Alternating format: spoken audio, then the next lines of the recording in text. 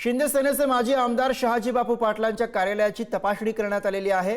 LCB पथक आणि निवडणूक आयोगाच्या भरारी पथकाकडून ही तपासणी केली गेली। एका तासाच्या झाडाझडतीनंतर पथक रिकाम्या हाती परतले।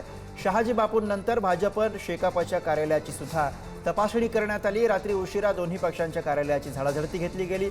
4 ते 5 तास मला आणि कार्यकर्त्यांना कोंडून ठेवलेलं होतं। शहाजी बापू पाटील यांनी याबाबतचा दावा केलेला आहे। भावनिक करून मतं मागणं शहाजी बापूंची जुनी सवय आहे। शेकापा आमदार बाबासाहेब देशमुख यांनी या सगळ्या घटनेवरती प्रतिक्रिया दिली आहे। सगळ्या कार्यकर्त्यांना जेरबंद केलं। गेली 4-5 तास आम्हाला अडकून टाकलं। हॅरेसमेंट वेगवेगळ्या पद्धतीच्या केल्या, तपासण्या केल्या, डिमोरलाइज करण्याचा आम्हाला प्रयत्न केला।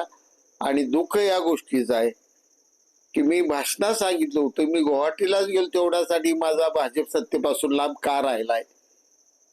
आणि फडणवीस साहेबांचं मी जाहीर आभार मानलो होतो। तुम्ही माझ्यावर काय बोलला ना साहेब, मी मनापासून तुमचा आभार। एवढं सगळं चांगलं असताना अशा पद्धतीनं पालकमंत्री माझ्याशी का वागतायत?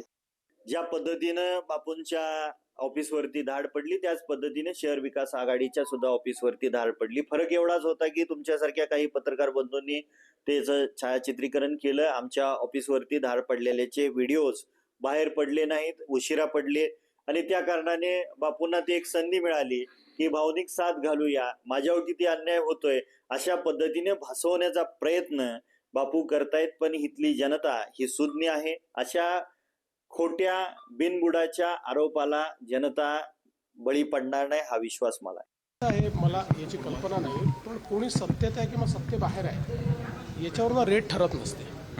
समजा एखादी तक्रार आली, आमचे काही कार्यकर्त्यांच्या संदर्भात तक्रार आली तर त्याही ठिकाणी चौकशी करता गेले। इव्हन अनेक वेळा माझी देखील गाडी तपासली जाते। त्याच्यामुळे याच्यामध्ये काही सत्ता विरोधक वगैरे असल्या कुठल्या गोष्टी नसतात।